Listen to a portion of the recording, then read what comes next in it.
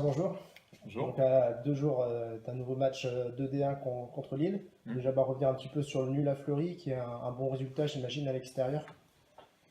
Euh, voilà, comme j'ai dit au filles, c'est un résultat qui est satisfaisant sur le résultat en lui-même, parce que c'est une très belle équipe et à l'extérieur, c'est jamais facile de prendre des points. L'année dernière, on avait perdu là-bas. Maintenant, c'est vrai que le scénario laisse de la frustration et de la déception, parce qu'on rate un penalty à la dernière seconde. Voilà, donc c'est équilibré et juste sur la physionomie du match. Maintenant, c'est vrai que ça laisse quand même quelques regrets, parce qu'on aurait aimé prendre les 3 points. Ouais, il y a ce penalty dans les arrêts de jeu là, qui laisse un goût amer quand même. Ouais, c'est ça. Après, de son côté, Fleury a eu aussi des grosses occasions qu'ils ont manquées, donc ils auraient pu prendre l'avantage plus tôt, mener 2-1, ça aurait pu, voilà, c'est un match, si les deux équipes sont plus réalistes, qui peut finir à 2-2 ou à 3-3. Donc on est malgré tout satisfait de revenir avec ce point pris qui est un bon point à l'extérieur. Ouais, dans les intentions, ce que tu avais parlé un petit peu avant le match, tu as été satisfait. C'est ça, on a retrouvé déjà un peu plus de mordant, d'agressivité, je dirais sur l'aspect athlétique et physiologique, on était mieux aussi, les joueuses étaient plus fraîches. On a pu mettre du coup plus de liens dans le jeu, retrouver un peu plus de proximité pour pouvoir combiner aussi bien offensivement qu'avoir de la proximité sur le plan défensif et, voilà, et trouver ce lien qui est nécessaire dans une équipe pour aller chercher un résultat. Donc voilà, c'était important de repartir de l'avant. On l'a fait là et on espère que ça va continuer samedi. Tu avais ça. Oui, oui, oui, on avait effectivement beaucoup de joueuses qui n'étaient pas à 100% sur ce match. Là, en l'occurrence, c'est maintenant plus le cas. Et c'est vrai que c'était une des incertitudes et un des points qu'on souhaitait, je dirais, aborder le mieux possible pour ne pas prendre le risque d'avoir de nouvelles blessures qui allaient s'ajouter à l'effectif.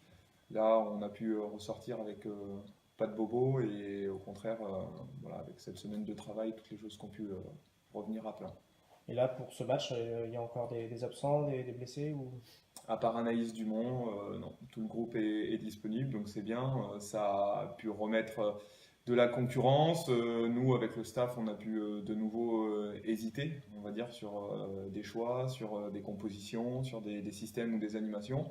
Donc c'est une bonne chose de pouvoir avoir ce choix.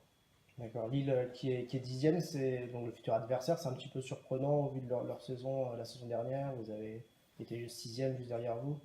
Oui, après, on est encore tôt dans la saison. On voit que le quatrième est à 3 points, qu'il y a trois équipes qui sont à égalité à 11. Donc voilà, tout est très regroupé, très serré. C'est vrai que je dirais Lille a eu un début de saison où ils ont peut-être laissé échapper quelques points qui pensaient. Mais voilà, ça reste une très très belle équipe, solide avec, je dirais, des atouts offensifs voilà, qui sont extrêmement intéressants dans le plan du jeu. Donc ce sera encore une fois un match qui ne sera pas facile. Ouais, il y a notamment Sarr, qui est l'ancienne joueuse du PSG. C'est le danger numéro un. Alors, a priori, d'après les infos qu'on a, Sarr est blessée, donc elle devrait être absente pour ce match. Et ça enlève, on va dire, effectivement, un des gros atouts offensifs de cette équipe.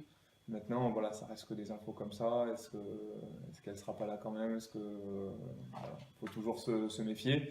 Mais sinon, oui, c'est une des principales craintes qu'on a sur le plan offensif de cette équipe.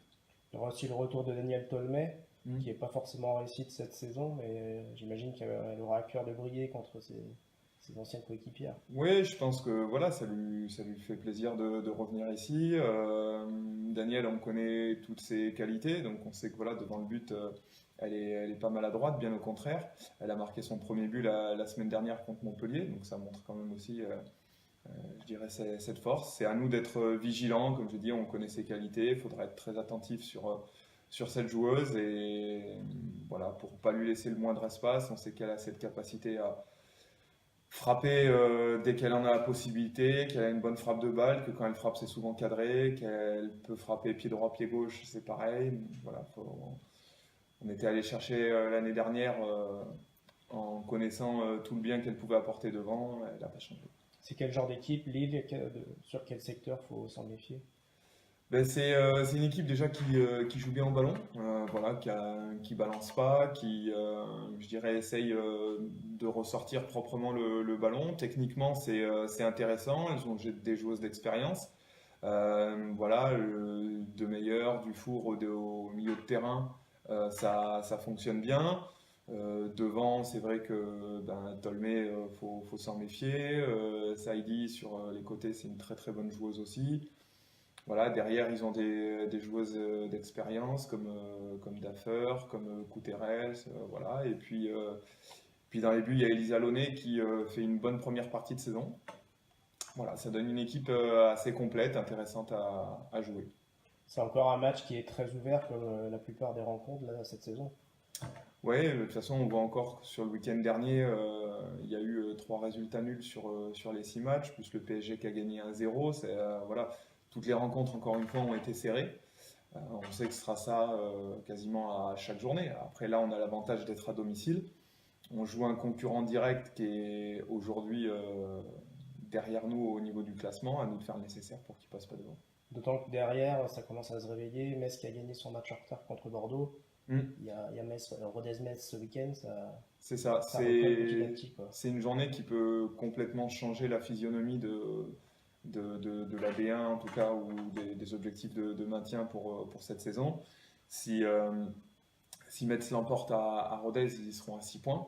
Euh, Quel que soit le résultat entre nous et Lille, il y aura forcément une des deux équipes, peut-être même les deux s'il y a un résultat nul, qui se rapproche en cas de victoire de Metz. Donc c'est vrai que cette victoire messine sur le match en retard de mardi a changé la donne au niveau du classement. Donc ça donne d'autant plus d'importance sur le match qu'on va avoir là. Et je pense que si on sait faire un bon résultat ce week-end à domicile et qu'il n'y avait pas de victoire messine, c'est-à-dire que ce soit un résultat nul ou une victoire de Rodez, ça nous mettrait quand même dans une position beaucoup plus favorable pour la suite de la saison. Si inversement il y avait une victoire messine et qu'on venait à pas l'emporter, à, à devoir jouer un petit peu plus sur le maintien que ce qu'on pensait. Voilà, vraiment un match charnière du coup, pour le coup.